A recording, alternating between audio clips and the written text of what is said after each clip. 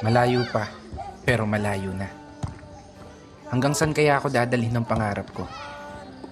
Yan yung tanong na palaging tumatakbo sa isip ko. Na marahil, ganun din sa isip mo. Kasi kung titignan mo, kakaiba talaga yung ginagalawan nating mundo. Parang minsan, nagtitripan na lang tayo. Paikot-ikot na lang yung sitwasyon na paulit-ulit kang natatalo. Oo, minsan, may araw na panalo ka, pero mas madalas pa rin yung nadedehado.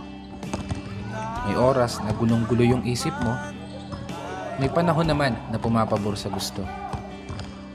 Ganito siguro talaga yung ibig sabihin ng buhay.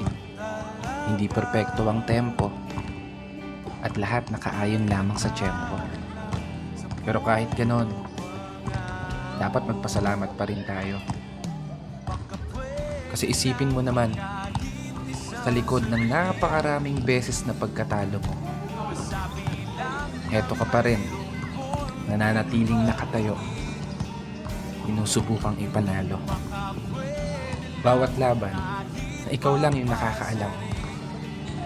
Mga pagsubok na araw-araw mong pinipilit lampasan, na sa bawat pagpihit ng kamay ng orasan, taglay mo ang lakas ng loob na hindi madutumbasan.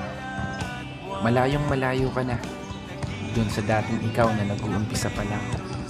Ibang-iba na yung katayuan mo ngayon, di gaya ng nakaraan.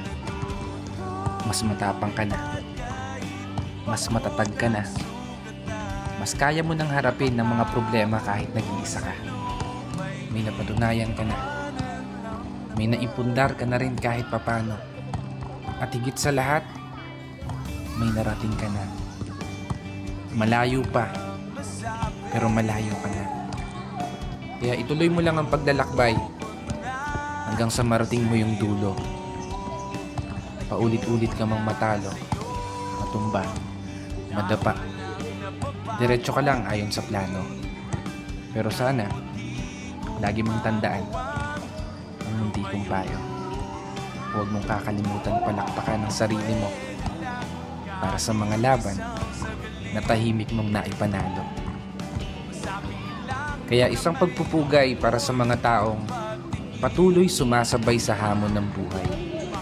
This is your brother Matt for today's video.